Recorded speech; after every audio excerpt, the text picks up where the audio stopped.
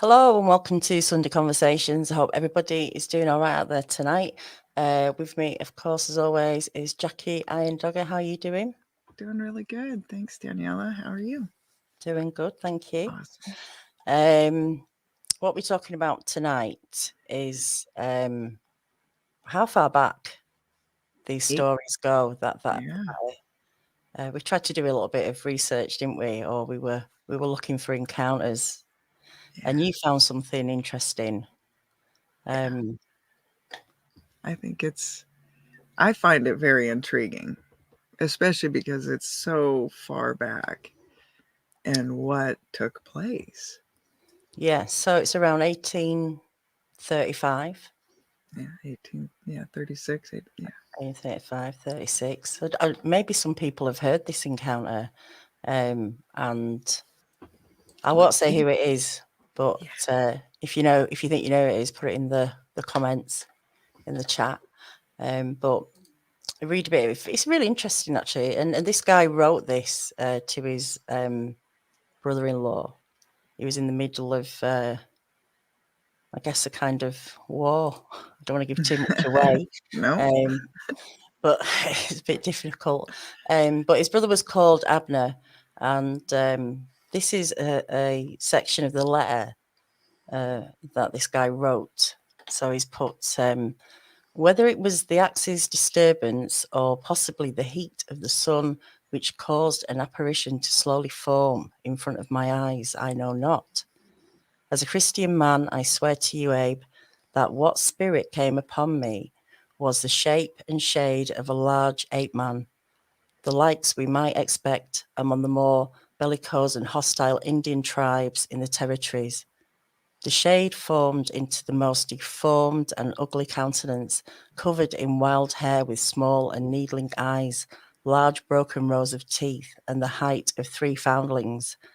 I spit upon the ground the bread I was eating. The monster then addressed a warning to me. Abner, it told me to return from Texas, to flee from this fort, and to abandon this lost cause. When I began to question this, creature spread upon like the wind, like the morning steam swirls off a frog pond. I swear to you, Abner, that whatever meat or sausage disagreed with me that afternoon, I swore off all beef and hog for a day or so afterwards. There you go. It's quite an encounter. And considering how far back that is, right? Like that's before any of the stories of cloaking or any of that kind of stuff. Has anyone guessed who that is yet? The word using apparition is interesting. Exactly. I mean, go on. No, you go ahead. Well, I'm just saying, what, can beef or sausage make that happen? It's like, have you been having meat and sausage and drugs and alcohol? Right. Does it all fall into that category that you're going to hallucinate something? Right. I've never had beef jerky do that, so I've never experienced that, but I've eaten a lot of beef jerky. Yeah. I don't know. It's crazy though that he, thought, oh, this meat just made me have this son. Yeah. Possible, I don't know. So no one has guessed it. Has anyone guessed yet? Not yet. I haven't seen yet. Covered in wild hair with small and needling eyes. Now, usually Bigfoot's kind of described with big round eyes, but if it was squinting, if the sun was out and it was squinting, who's to know? Kevin Patrick, you're a winner. That's right. Davy Crockett. Yeah, I don't think anybody else has mentioned him. Yeah. So that was an interesting encounter that was logged right. A long time ago. 1835, around 1835. Yeah. Who's to know what was logged before then? Exactly. What documentation is lying around?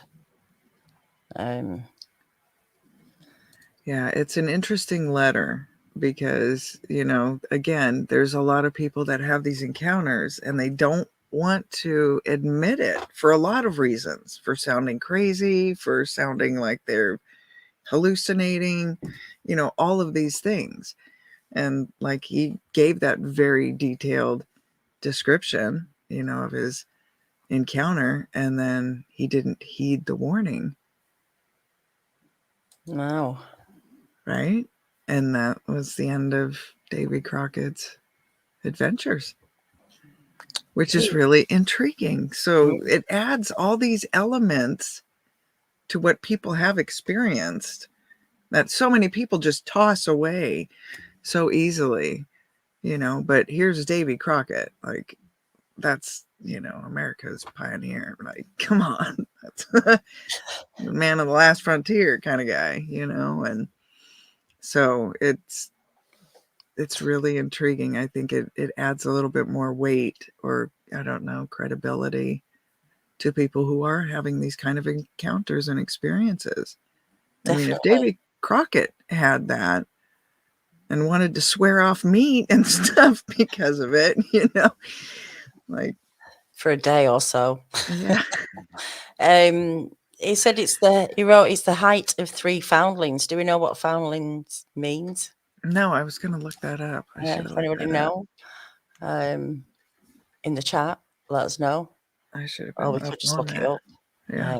But we'll see if anyone knows. Yeah, we're testing. This is a test night. We're testing everybody tonight. We're trying. I wish I had a bit more of that, more info on that.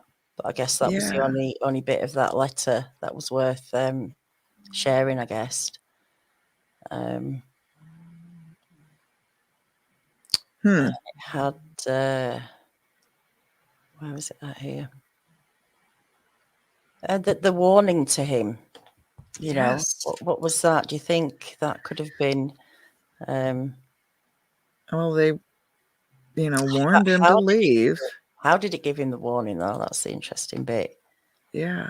Was it like this mind speak people talk about, or was it a feeling that came over him? Was he actually hearing words? If you have like a psychotic episode, do you remember?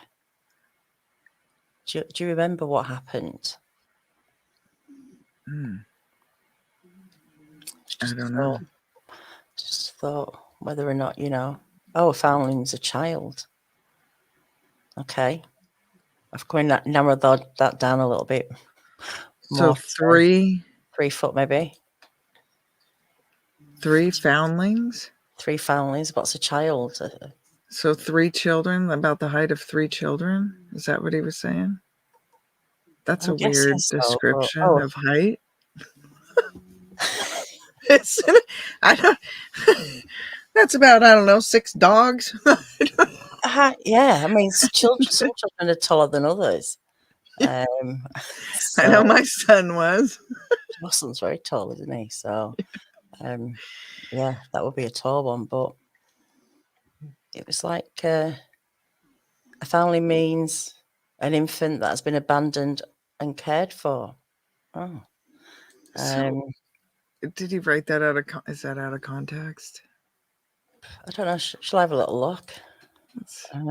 That's kind of weird. I don't know. Yeah, because, after that, he ended up having, I don't know. Because what? He was sitting there, and he's got, by the tree. He's just hanging out, eating, but he did say it was possibly the heat of the sun. But foundlings are like usually babies. So that's a weird way to. It is the height of 3 foundlings. Yeah, I mean, maybe it was a term used back then that meant something different. I don't know. It's not making sense. Someone must know. I wonder if that was. No, that wouldn't even make sense either if he was like referring to the size of its head. But still, I don't know. That just seems odd way of. Tell me about it. Yeah.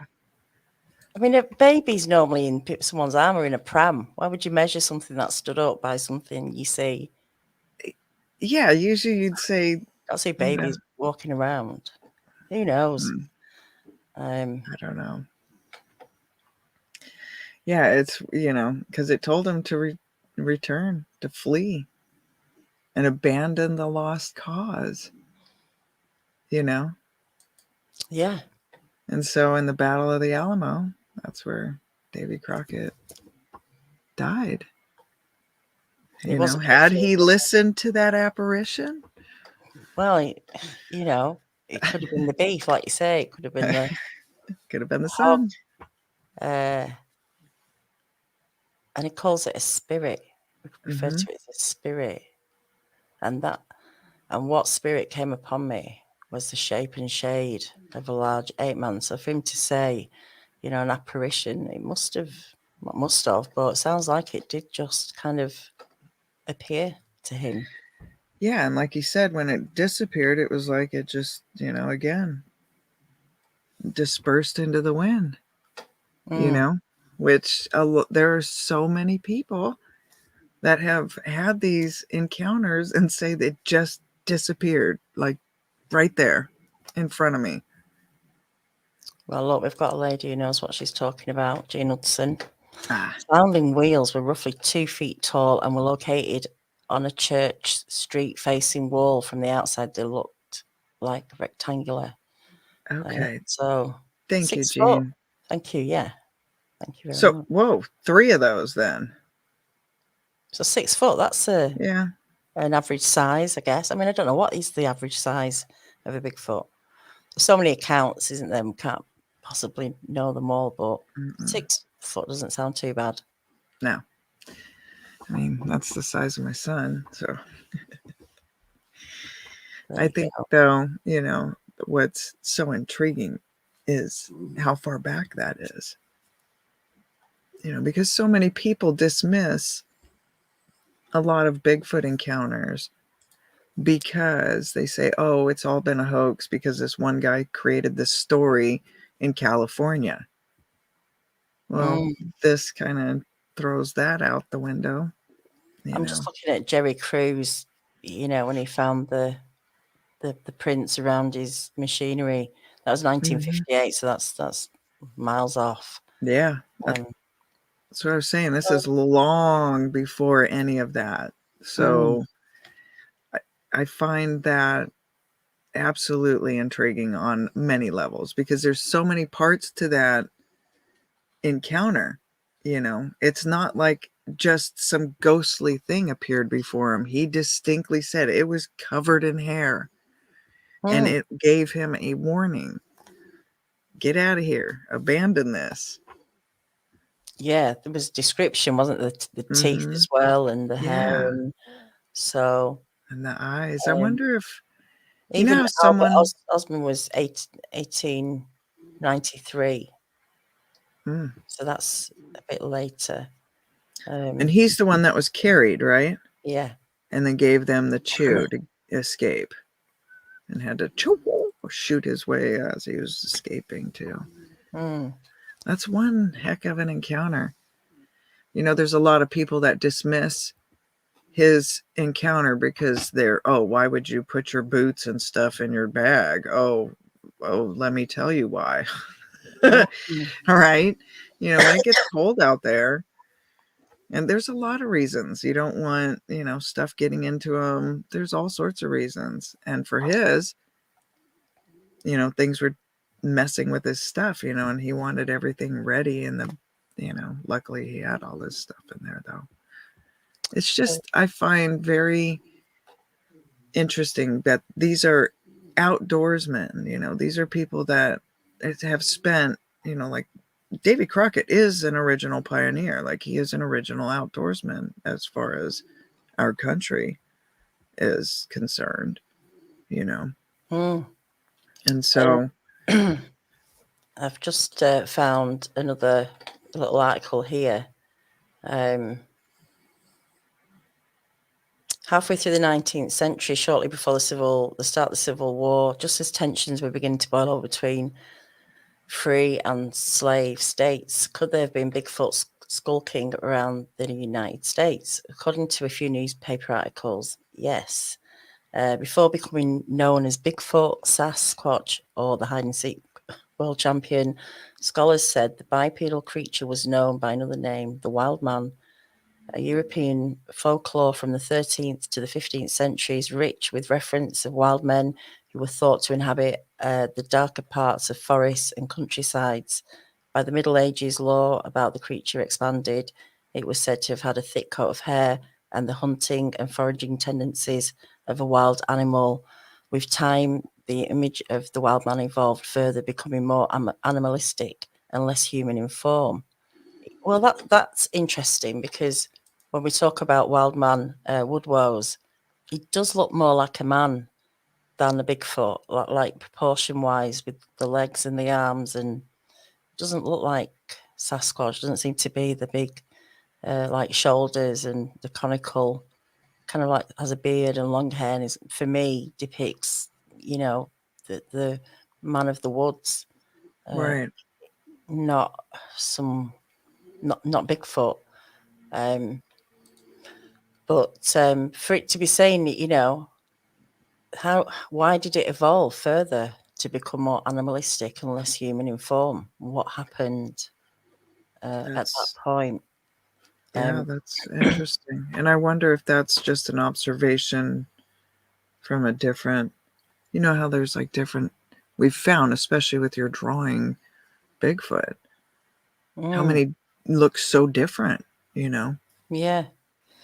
I'll carry on with this. By the 1800s, newspapers in the US were dedicating spaces on their pages to first-person accounts of wildman sightings. According to the academic article From Wildmen to Monsters, The Historical Evolution of Bigfoot in New York State, one of the earliest reports was published in the Exeter Watchman on September the 22nd, 1818. While in Ellisburg, a small town in upstate close to the Canadian border, a gentleman of unquestionable veracity claimed to have seen a man covered in hair dashing through the woods. It was described as bending forwards as it ran and was said to have left behind footprints characterized by a narrow heel and spread apart toes. After news of the encounter was published, a massive search to find the creature ensued, and hundreds of residents turned up to track it down without luck. Reports of wildman sightings began appearing in newspapers across the country more frequently after that. Small, hairy, child-sized creatures were spotted in Indiana and Pennsylvania in the 1830s, and a giant wild man in the Ozarks was seen by many people beginning in 1834. So there is a few early reports than Davy Crockett. Wow. I think there's a lot going back, and the more people actually start looking into that aspect of it, I think they're going to be a little, a little surprised. And the variety, of the kind of experiences. What is to consider about those as well are the type of people that these men were that are out there. Like when they said a group of people went out to track it, these are not your average couch potatoes that are out tracking an animal. These are men that know what they're doing, and if they couldn't find it, again, there's just so much layers to that. When you look at the story just from the surface, it's one thing, but when you really start thinking about what all the different aspects of these stories, what they really truly bring to the table, it's something to consider. And it may open up people's eyes to all the different encounters that are out there, and not to just throw them away so easily, because obviously this is something that has been happening well before the Patterson Gimlin film. Yeah, definitely. There's a little bit more to this if you want me to read it. Yeah. Reports of wildman sightings began appearing in newspapers across the country more frequently. I've just read all that, haven't I? A boy in New York tried shooting one the size of his 6-year-old brother in 1838, and there were at least 2 accounts of wild men taller than 10 feet and heavier than 1,000 pounds from eyewitnesses in Maine. of wild men taller than 10 feet. Whether true or fabricated, these tales were popular with readers who found themselves both horrified and titillated by the idea of a gigantic hairy creature looming in the outdoors. Even as the country became further divided, inching closer and closer to civil war, wild men sightings didn't stop. One of the best preserved accounts of an early Bigfoot encounter happened in Arkansas and was published in the Memphis Inquirer, May the 9th, 1851. Although OK Whatever was unable to track down the original newspaper text, a version of the article still exists.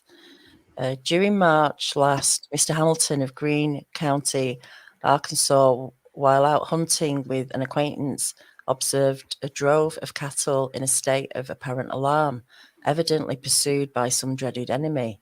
Halting for the purpose, they soon discovered, as the animals fled by, that they were followed by an animal bearing the unmistakable likeness of humanity. He was of gigantic stature, the body being covered with hair and the head with long locks of hair that fairly enveloped his neck and shoulders. The wild man, for we must call him so, after looking at them deliberately for a short time, turned and ran away with great speed, leaping from 12 to 14 feet at a time. His footprints measured 13 inches each. This singular creature has long been known traditionally in St. Francis Green and Poinsett counties, Arkansas. Sportsmen and hunters have been describing him so long as 17 years hence. A planter, indeed, saw him very recently, but withheld his information, lest he should not be credited until the account of Mr. Hamilton and his friends placed the existence of the animal beyond cavil. So wow. That's a pretty big. That's no small being over there. no, leaping 12 to 14 feet. Yes. That's And all those people that have those stories when they're crossing the road and they say 1 or 2 steps and it's across the entire road, whether it's a 2-lane, 3-lane, section, whether they're uphill and they have those passing zones, and they're like, it just 2 steps and it was completely past it. yeah. There's even a dash cam from an officer's vehicle of something. You don't know what it is, but it goes across the road and it comes over the guardrail, and boom, boom, and it's over another guardrail and off. And, Wow. That's not something your average human can do. No, I've not seen that. I'll have to look out for that. Oh, hello. 12 Pearls. Hey. He's in the chat. How you doing? Yeah, I've not seen that video. So many, isn't there? Yeah. I just, I find there's so many different encounters and they're so spread so far. It's really, it gets to a point where you can't dismiss them like there's so many underlying layers that seem to add up, like through time. These descriptions haven't changed, have they? I mean, what Davy Crockett described are exactly what some people describe, There's a little bit more to this. There's not much more left. Oh. Wildman sightings like this continued until well after the Civil War's end and into the next century. They still occur today, but now we refer to them to the mysterious upright creature by a new name, Bigfoot. The use of the term wild man faded from use by the 1960s after 2 journalists for the North Carolinian newspaper Humboldt Times began publishing stories about gigantic footprints that had been spotted in the area. I guess this is the Jerry Crew experience. Loggers had already dubbed the beast that made them Bigfoot, and the reporters decided to adopt the same term in their articles, thinking the tale would make for a good Sunday morning reading. They made Bigfoot the focus of their columns again and again. Use of the creature's new name spread beyond the Pacific Northwest. When the televised game show Truth or Consequence offered $1,000 to anyone who could prove the existence of it, nobody could. But after that, Bigfoot began appearing as a character in men's adventure magazines and in cheap paperbacks. So it's just become a, kind of brand or product, hasn't it? It's everywhere in Oregon. I'm telling you, it seemed like everywhere I went, there was big, one of the beverage, distributors was, Bigfoot beverages, and like it was everywhere. Signs, they had them in bars. I mean, they're everywhere. Yeah. We'll have to check it out. I think they debunked the police dash cam one. Thank you, Texas Jack. Track down some teenagers with a costume. All right. This is the problem, isn't it? With Yep. there's so many things go out there, and you just don't know what to believe, or it's like swimming through a minefield, Yeah, but, just never ending. we And need, it's, like what do people get out of hoaxing it? I guess, for themselves, whatever. They get a little thrill. But for the vast majority of people that are out there, yeah, a lot of these clips are just, creating views for people. Yeah. And, they're leaving it to people's imagination to guess what it is. When you need context, don't you? And this is why I always say with the images people find, put some context to it. Don't just put a picture up of a blur. Sorry, Right. but, don't hate me, but a lot of them are blurs, and expect people just to get it or be asked, what do you think? I mean, what do you think when you see a tree with a blur? What are you supposed to think? Yeah, it's a little frustrating because sometimes when I'm looking at them, it looks like the bark of a tree, or to me it looks like just nature in a lot of them. But then there are some, where you're like, huh, and then you hear the story behind it, and you go, oh, okay, there's something to that dark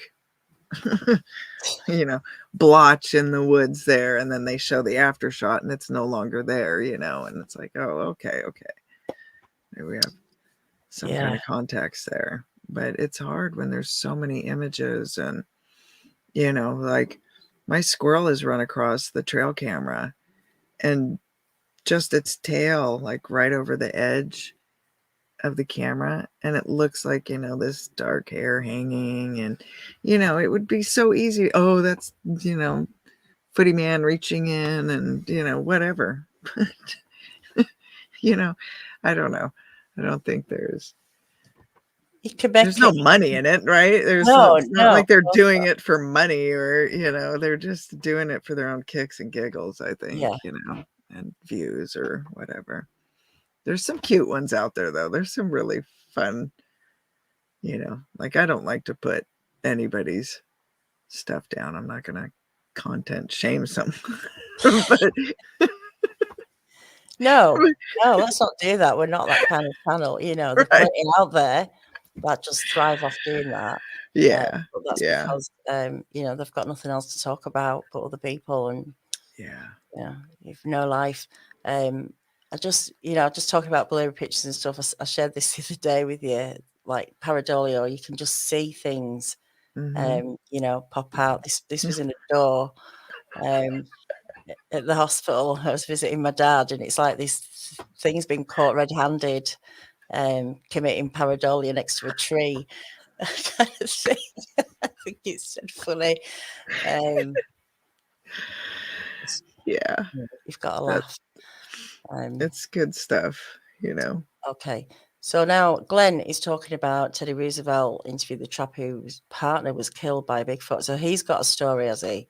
Yes. Roosevelt. I've not. Shall I have a quick look for that? Oh yeah, that's a great one too. I love Teddy's re-encounter. Now he heard this story from another trapper, the trapper who had this experience, and the way that he described the trapper, These are men that aren't out there pulling hoaxes. They're not out there, telling long tales. They're much too serious for that, and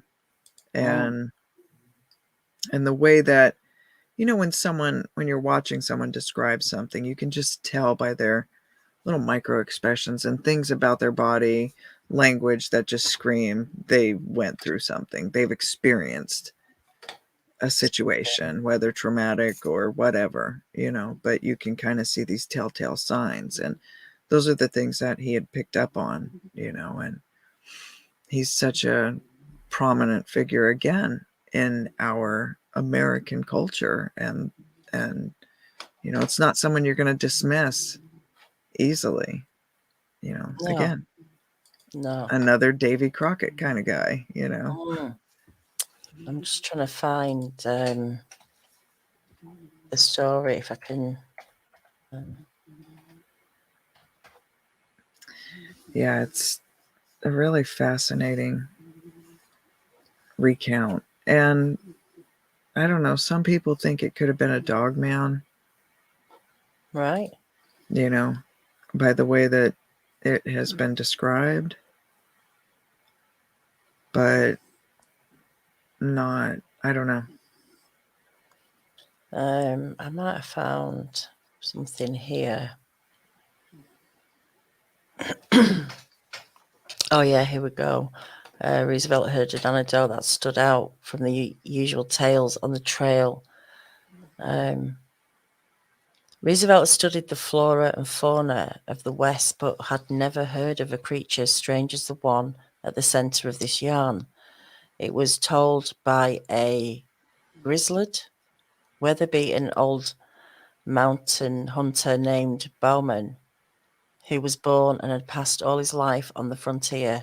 Roosevelt relayed in his memoir he must have believed what he said, for he could hardly repress a shudder at certain points of the tale. When Barnum was still a young man, Roosevelt recalled he and a friend set out to trap a beaver in a rugged river valley in what was then the Montana Territory. They went up a mountain pass where the year before a lone trapper had been killed by an unidentified beast. The half-eaten remains being afterwards found by some mining prospectors who had passed his camp only the night before. They left their horses at the foot of the pass and climbed up to a small glade where they pitched camp. With some hours of daylight remaining, they went to set their beaver traps in the stream and returned to the camp just as the sun dipped behind the screen of pines. With a shock, they found their lean-to flattened and the contents of their pack scattered among bear-like footprints in the earth. Bowman's companion made a torch from the campfire and peered at the tracks. Bowman, he said, that bear's been walking on two legs. Bowman laughed off this idea, and the two trappers soon went to sleep in their repaired camp. But Bowman was awakened in the night by a fetid stench and the fleeting shadow of a great body in the entrance of their shelter. He shot his rifle, and the beast retreated to the forest. The following day, after long hours in the stream checking their traps, the two hunters returned to camp and found their lean-to destroyed once more. The same large footprints trailed away from the camp towards a brook where they appeared as plain as if on snow. Bowman had to admit that whatever the creature was, it had escaped on two legs. They hardly slept that night, for the sound of twig snapping in the gloom alerted the men to the animal's presence. As their fire blazed, the trappers sensed it was waiting and heard its woeful cry echoing through the woods.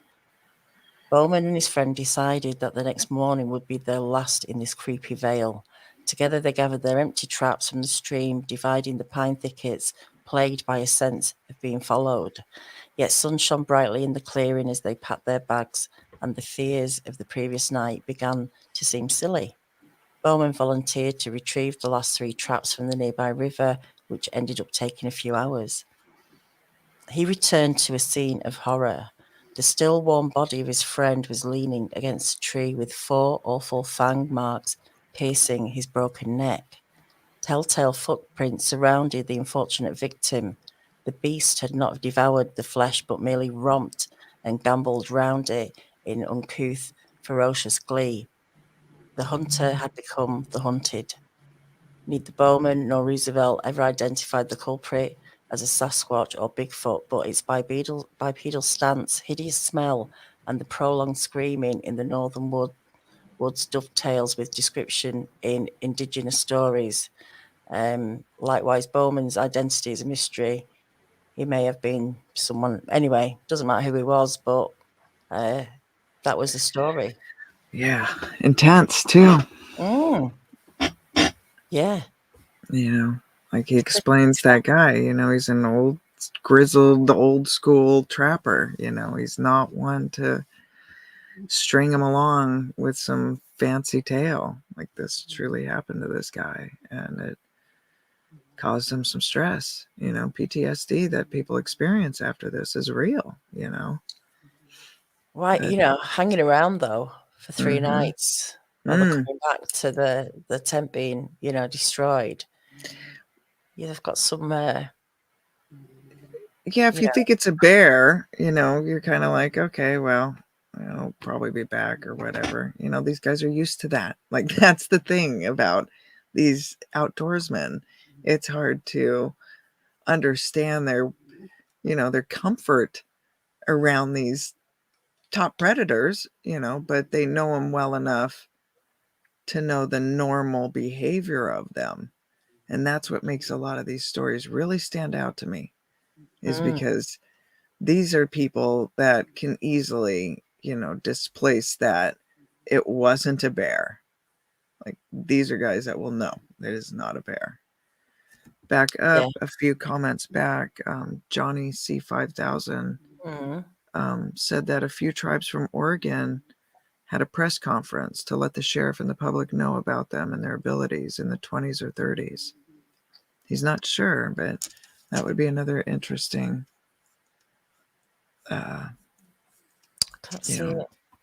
tidbit of information to look at. I'm just looking back. I can't see. There we go. Sorry, if you have a press conference. Yeah, well, we'll look into that. Yeah, that's interesting. And so these are, you know, when I think that should be something to consider when there's a lot of people that aren't quite sure about some of these stories, and you know, they kind of try and push it aside because, oh, Patterson Gimlin, it's only been since then. It clearly hasn't. You know, when there's cave art drawings, when there's stories, letters, you know, all these different experiences that still match up to what people are experiencing currently. It's really hard to dismiss it. It really becomes a point where it just becomes, you know, like I've said, and many people have said before, it can be proven in a court, you know, in the court of law easily with the evidence that we have. You know, but getting society and science in general to put their stamp of approval on it seems to be off. Media Palace theory is Roosevelt was Bowman. Ooh. Well, it could be, couldn't it? Who, like you say, he wants to put your name to something, so you could make something up. You know, a friend of a friend told me a kind of thing, or well, that's the theory that Roosevelt created all the state parks to give them, you know, a place of their own, because it wasn't shortly after all of that, if I'm not mistaken, that all of these things went into play, you know, to preserve these areas. But you know, there's an artist, you know, from Yosemite that is definitely given the nod for waking Roosevelt up to, you know, preserving these areas. It kind of makes sense if you want it to. It definitely does, doesn't it? If things fit to make that seem real. Gilbert Berger didn't Leif Erikson have encounters with Sasquatch back when he and his group explored the continents back then? I don't know. That's Let me right. have a look. That is right. Yeah, and I've joked about it's not the pop star singer. Was that not Leif Garrett? Leaf, there's Leaf. I was made for dancing.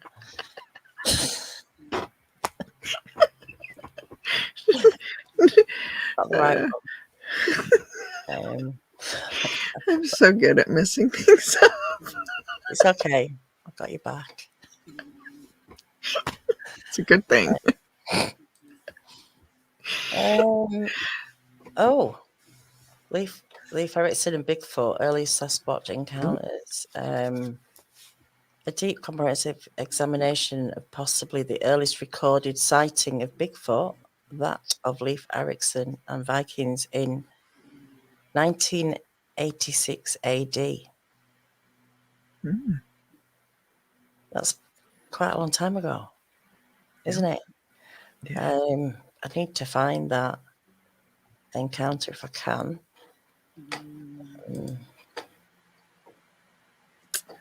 Yeah, it would be. Or that, It'd be really interesting, and I'm not sure if David Politis from the Missing 411 did this documentation of what the like the going back, what the like a timeline of all these encounters and what our furthest back one would be, with the cave art. I mean, all of these things included. Yeah. I'm just looking at some images here. I'll put them up. This is 1470. I think it's a 1470. tapestry. I think this is like a tapestry. Let me see if I can get it up here.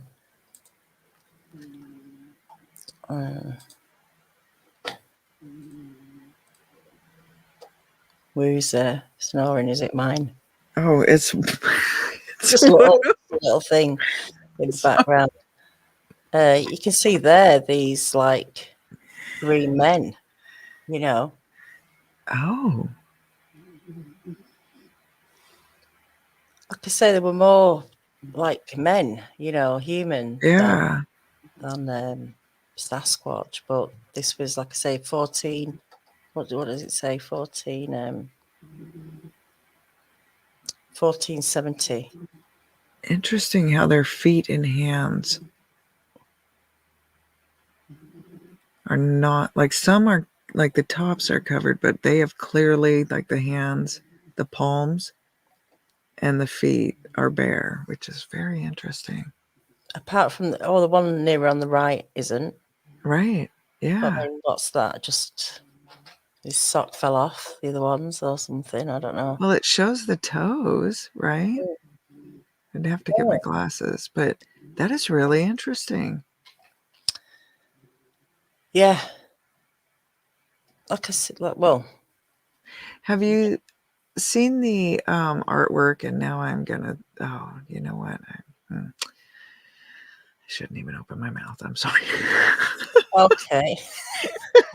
Well, there's one where there's supposedly like it has the crucifixion, and behind the crosses in a cave is supposedly like a Bigfoot in this cave behind this scene.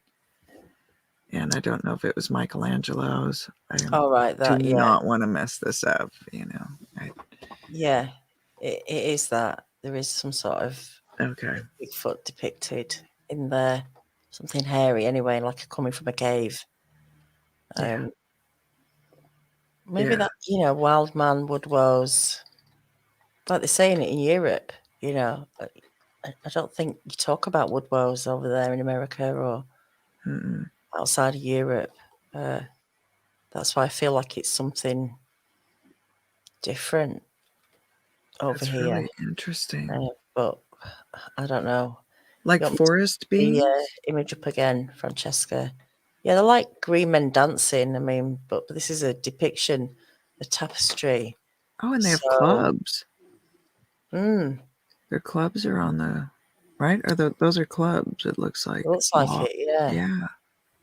Interesting. Let me see.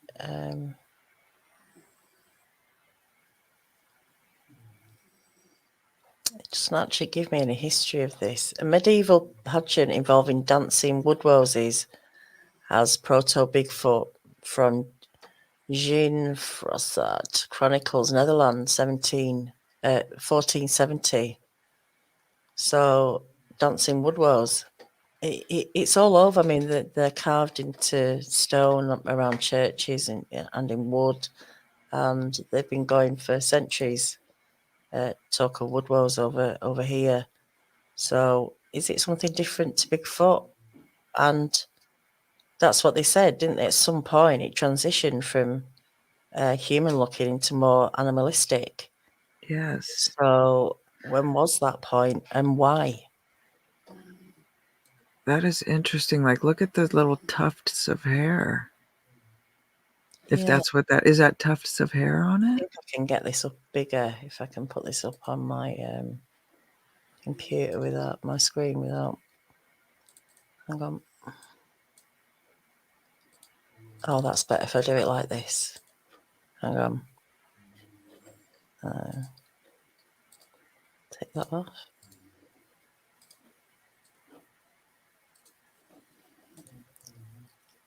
It's rather fascinating. That's the closest I can get. Maybe it is hair or depicting leaves. I don't know. There's something Yeah. there at the back. I don't know what that is. Is that one laying down? Like, Possibly. But yeah, everyone seems to be having a good time, don't they? And whatever's going on. But yeah, these are like clubs. yeah. Looks like little woo-woo down there. Yeah. But it's obviously something that was important to them. To someone to make this tapestry or painting, whatever it is. This thing. It looks like there though he's taking. Have I took it off? You look here actually. Here he's taking it. It's like he's ripping apart his. That's what I was trying to figure out what was going on there. Yeah. So maybe it's like a transition thing. Maybe some sort of transition thing. Here he's still got his, feet. Oh, right. And then it is. I think it is a transition. Oh. Of some sort. Here he's got there's still the legs here. They look more faded. Yeah. Here they haven't. Who knows? These, I don't know. They'd be That is interesting. really interesting. Bounce of the wood houses. It's called there. Well, that was from it because he was from Netherlands. Very interesting. There's so many depictions of them dating, back. And some people say that Green Man was a depiction of some kind of, Bigfoot, but there's a lot of argument back and forth about that. There's just so many, I guess, different routes you could take, if you want to start pulling all these things together. Like if you had a certain confirmation bias, you could pull all of these things and say, see, this points to this points to that, and this equals that. But there does seem to be a lot of history to them, Yeah. Regardless of where around the world it comes from, there seems to be, like when you go back to time in that state of time, communication wasn't as readily available as it is. Like he was writing a letter to Abner, Davy Crockett. Like how long did that from the pen stroke to it actually reaching his brother's hands? How much time transpired in there? Yeah, absolutely. This image we just saw before, the Dance of the Woad houses, it's called forest-dwelling wild men whose bodies were covered completely with hair in English mythology, 1393. So, is there something? There's definitely old accounts, and we're just really scratching the surface. Yeah. If you looked a lot more, there's definitely stuff out there. Tool reservation cave painting pictographs estimated for 800 and 2,000 years old. It gets to a point where it's hard to dismiss. I mean, you're just at some point you're willingly just being stubborn. In my opinion, people are just, if they're at a point of complete denial, is it stubbornness? I think there's a lot of people that will want to call themselves skeptics because they think it gives them some kind of superiority of intellect. But that, and I think there's a lot of that takes place. But there's so much evidence out there, it is too hard to dismiss. It really is. And at some point, it becomes, what do we do with all this information? It's all there. Do we, we can't like demand science to acknowledge it because they've had all this time to acknowledge it. So it becomes, we're citizen scientists, your armchair scientists, etc., do make so much progress, even in the scientific communities, and it starts from here, and it starts from these grassroots, people going out and looking and just trying to capture evidence and even taking the challenge upon themselves. Like, well, I'm an outdoorsman. I'm going to get the evidence. Go for it. That's what we need. We need more people out there just doing exactly that, and the more, like what Carrie and Mark are doing, where they're going out there and they've got some history of an area and they're able to document it. And that kind of stuff is going to produce some results. It really is. And I think we're just on the edge of some kind of big reveal, one way or another. Yeah, we need something, don't we, to move forward with this. Yeah. There's only so much you can do with what we've got at the moment. There's different layers, isn't there, or different expectations from people, where some people are just quite happy to sit and listen to these shows and not think about Sasquatch one bit after they've turned off. And there's others that want you to give them the answers, even though you don't have them. But I think, do people really research this subject? You don't have to go out boots on the ground. I've just found some stuff there. I mean, with the help of you guys in the chat, we found some new stuff to me on the internet. I know the internet's not everything, but it's a start, and there are obviously documented stuff, encounters from the past. So yeah, I just wonder how far researching can go. It's, and will help us. I don't know. Like the whole Bigfoot Odyssey is about awareness. It's not about providing proof to anyone, right? Like that's been made clear from the very get-go. But there is, so much out there that anyone who claims like, no, there's not enough, they're just not willing to look, whether it's stubborn or whether they're trying to hold on to some kind of claim of intellectual superiority, of claiming they're skeptics. I think these stories that date back, especially Davy Crockett, like that to me is so profound because of how he's like, it just whisked away. Like that's before woo. That is before any of that kind of stuff. Now granted, people were doing different things in that time, but the outdoorsmen weren't into magic mushrooms and that kind of stuff. Like they needed their wits about them. They're out there dealing with wildlife. They were all eating meat and hog and were hallucinating off hog roast or, beef jerky or whatever they were. We'd have a lot more. Yeah. Yeah. So very, very interesting. But look, we have come almost to the end of the hour. That kind of just flown by. It did. It's just fascinating. I'm going to find some more stuff out for next week, and we can chat a bit more about what went on in the past and maybe try and trace a little bit more in the UK and in Europe and see where these two things meet, where this big, definitely different to what the wild men were seeing, different shape, different form, something. Maybe they're not the same thing. Who knows? Let's try and find out. Yeah. It's a So, great journey. yeah, it's a long one. Well, depends where you're from. But thanks to everyone tonight who showed up in the chat. Yeah. It's good to see you all. If you guys have got nothing better to do in 15 minutes, come and pop over to Hidden Existence.